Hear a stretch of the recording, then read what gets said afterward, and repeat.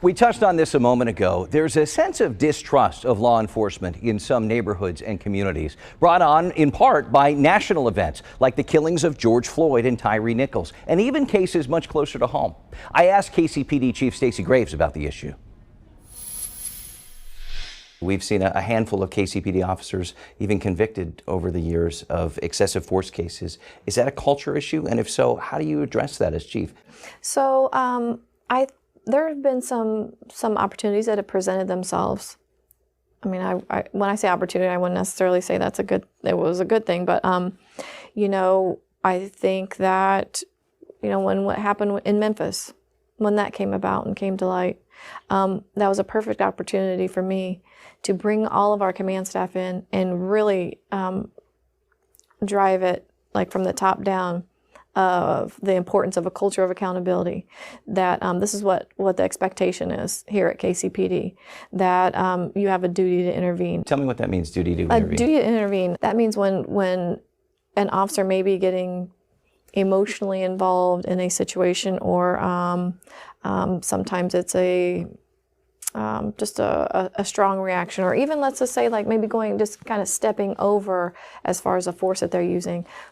Officers have a duty to intervene, like, hey, either separate it and take over and handle the situation, whether it's like putting someone in handcuffs or, just helping bring it to the best peaceful conclusion that we can, even if that means like taking somebody into custody by force. That the duty to intervene is to watch each other, take care of each other, to make sure that one of us isn't going over that line. And when I say take care, I'm not saying cover. I'm saying like physically remove someone from going over the line. That's a duty to intervene. And we've been teaching that for years, but sometimes when you see these situations that happen across the country, that's an opportunity for us to reinforce that duty. How high is that on your priority list? Very high. Very high.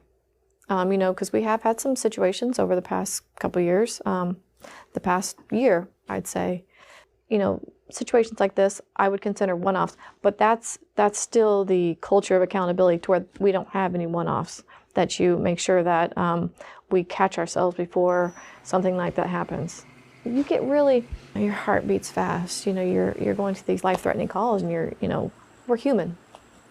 So we just need to make sure that sometimes when someone is maybe emotionally involved, we just pull back, and we're training to do that. And that's a duty. And there will be a culture of accountability on that goes from the top down. And is the recent culture or angst or rift when it comes to the police department and the public, is that hurting recruitment? It absolutely is hurting recruitment. Because people see officers, being demoralized, and no offense, but in the media. And sometimes like when you look at like big stories that have happened across the United States, sometimes we deserve it.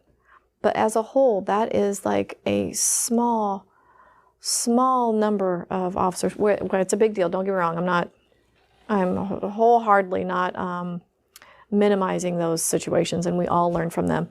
But we also all, as in law enforcement, we all are held accountable for what other officers do in other places, right? So when something like that happens in another part of our country, we all feel it. We all feel like we take 10 steps back. We may be making strides in our community, like strengthening relationships, but when something like that happens, I feel like we just take 10 steps back, and that's that every department takes a hit. That every department takes a hit, that law enforcement, the profession, takes a hit. And it's just not representative of all of us. So that does hurt recruiting. I was just previously in patrol, and we had to take some of our proactive crews and put them in cars that answer 911 calls for service to ensure that we are offering that emergency response. So that was a tough decision, because some of our proactive folks were those working on specific crime problems and kind of trying to suppress crime in Kansas City. So we had to bring them into the fold of the district cars. So we're looking at how we're structured to make sure that we're providing the police service that we need to for Kansas City. I was going to ask you, does shortages affect safety at all, public safety at all? No, that's what we want to make sure doesn't happen. And that's why we've made a couple moves to make sure that we have officers, that are ready and available to answer 911 calls for service. So we're not at the point where people need to be worried about their safety. We're still, if we need to make more moves, we will. The way that affects our dispatchers, I think that at the last board meeting, the average wait time was 28 seconds.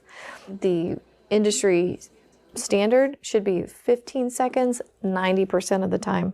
So we have a new deputy. He's not a new deputy chief, but he was recently transferred to the Administration Bureau over Employment and Human Resources. And he's really dug in, looked at some of our processes, trying to make that process shorter. And we actually have 10 new hires that will be jumping in and behind a console with a headset on here sooner than later. How critical is that need? Very critical. I cannot tell you how thankful and we are for the dispatchers that we have that have had to work mandatory overtime to try to make sure that our city's safe. You know, they really sacrifice their own time.